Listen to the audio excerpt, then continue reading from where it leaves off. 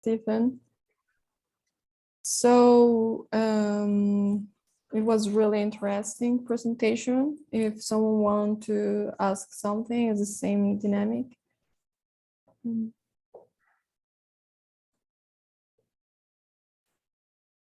I will stop sharing.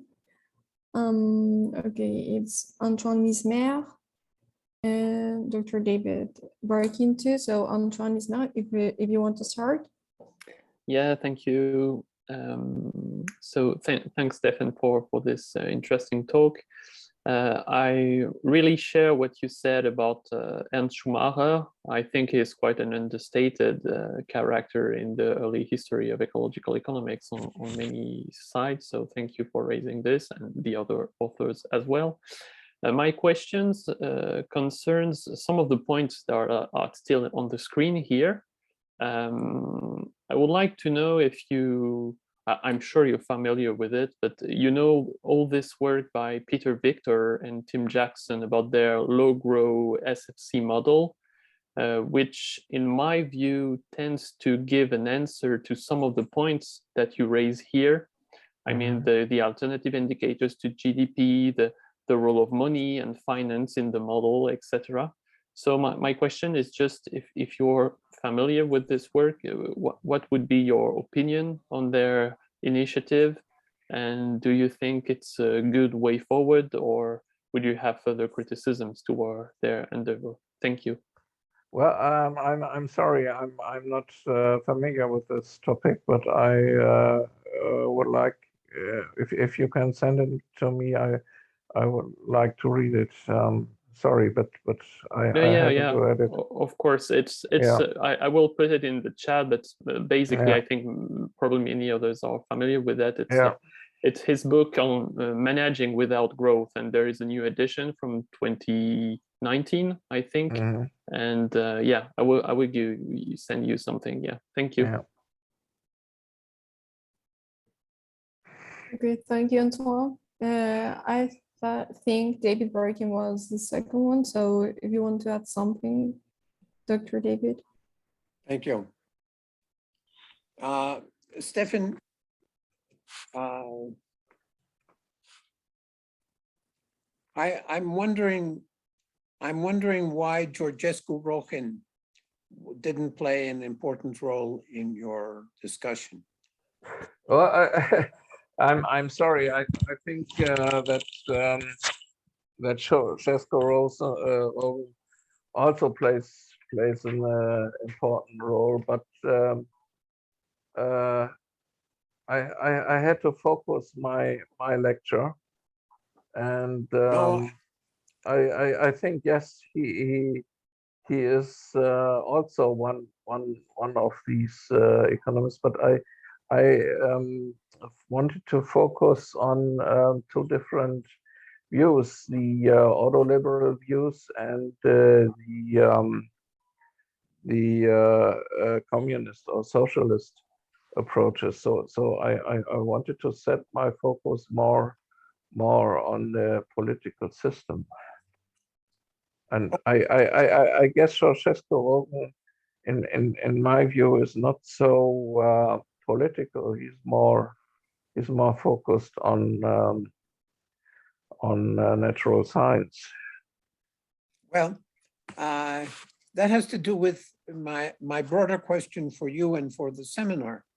The real problem with much of this discussion is what is political, and there's a discussion.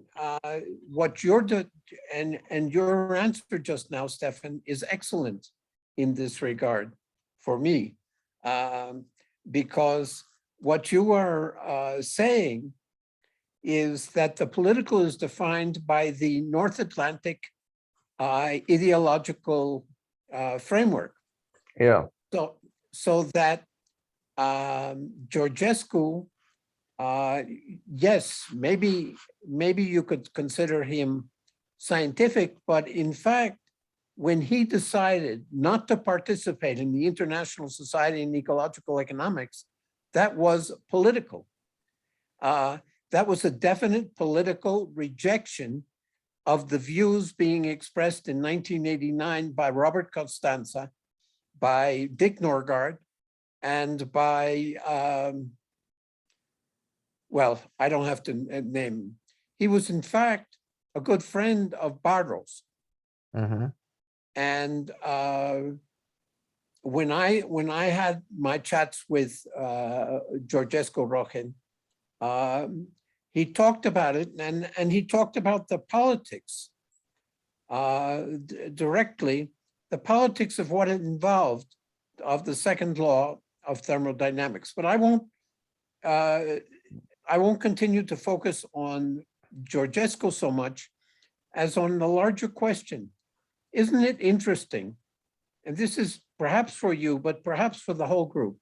Isn't it interesting that politics doesn't include the problem of the third world?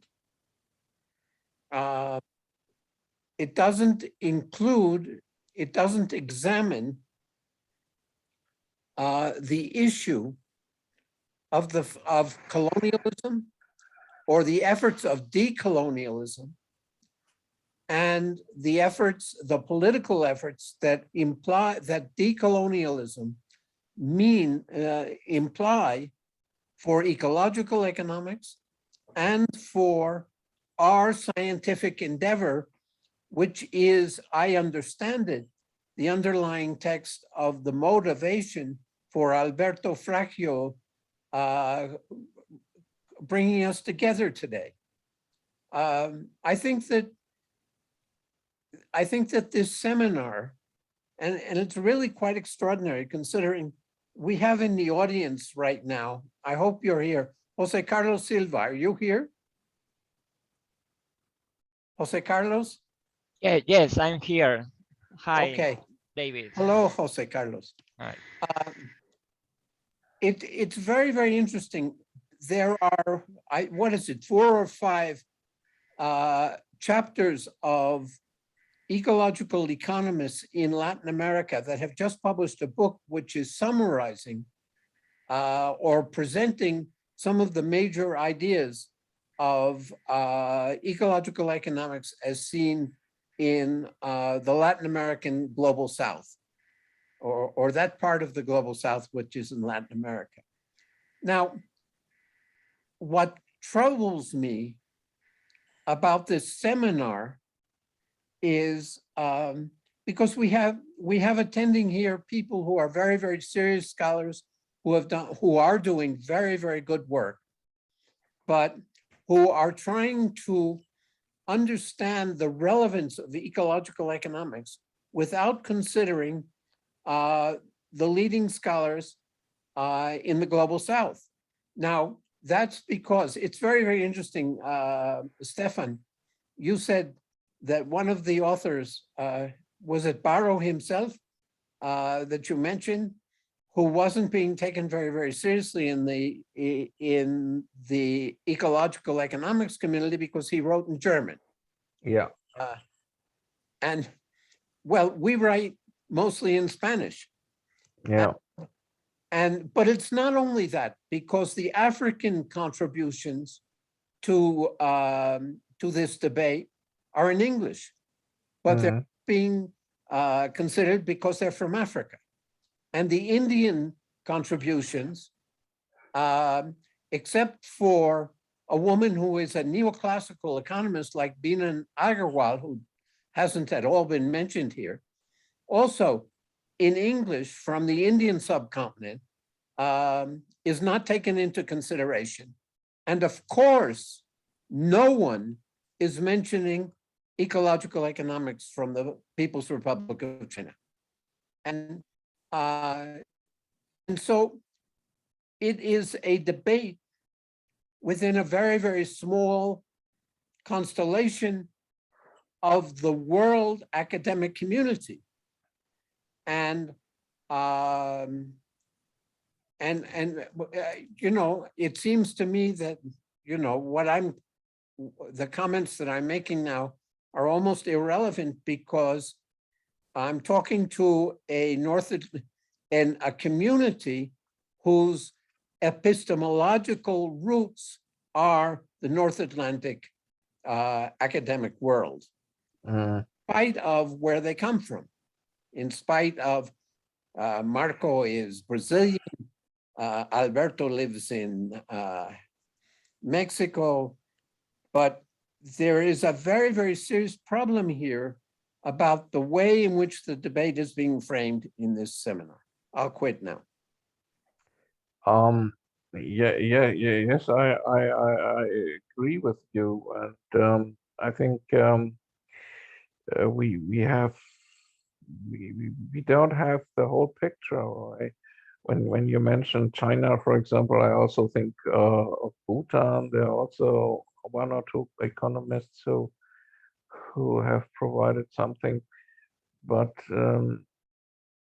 the English language has been established as a scientific language now, and yes, we have to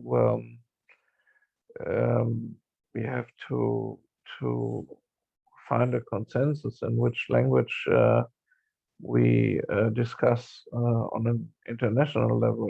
I think the ecological question is a worldwide problem, so we need to have one language in which we can communicate. And I regret that Baro, Harich, and also Binswanger, he did not publish in the English language, so their contributions are not so they have not brought it into a worldwide discussion. So I think we must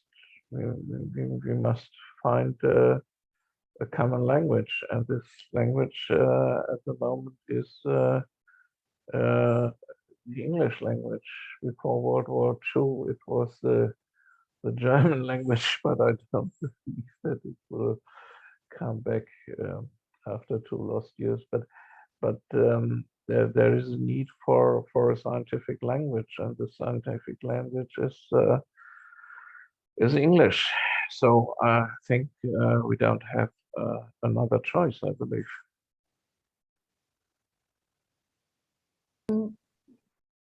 Thank you. We have another question for Marco Viana, and also another contribution from Antoine Ismail, but after Marco Viana.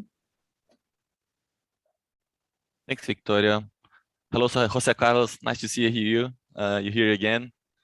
Well, I must start saying that I, of course, think that David's comments are pertinent, and it falls upon all of us to make the history of ecological economics more colorful and geographically diverse. And that being said, well, what has been presented yesterday and today is also the history of economics. To that extent, I am quite satisfied with what we have discussed so far. And Stefan, so I really enjoyed how you bring actually new names also, in which at least I was not familiar with, especially from political economists of the environment. You call them ecologically minded economists. I would call them political economists of the environment. Harich, Bajo, and Havemann, for example, which are the former East Germany or DDR economists. I think that this is also a school of thought that we normally do not see enough in the history of ecological economics.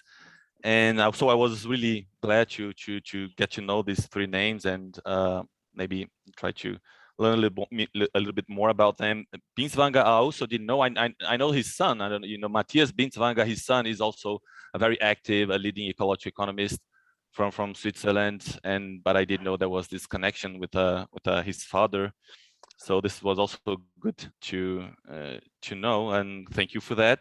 My question would be, and I also agree with Antoine when in your slide about the follow-up, what's to follow up, that maybe you have not found those topics in these figures in which you discuss, but that they have been proposed in some other form by many other figures, right? Like energy base, theoretical economic theory is something that has been proposed over and over since the 19th century, for example. But of course, all this has never gone into the mainstream or has never been adopted seriously by economic policymakers, right? So in that sense, in comparison with this fights, let's say, between these economies and the final victory of neoliberalism, how would you say is also lacking today in the fight of contemporary ecological economists against the mainstream? Let's put it also like that. You know, just I think that a comparison, you know, looks like this is what you're trying to do, would also be welcome, in the sense that the challenges that they faced, these 6 leading ecologically minded economists, as opposed to what these same people would be facing today, right? So the leading ecologically minded economists of today, what they would be facing, that would also be something nice to hear. Thanks again for the presentation.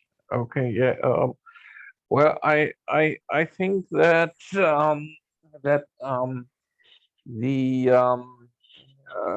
neoliberal paradigm, which is still prevailing, will fail by its own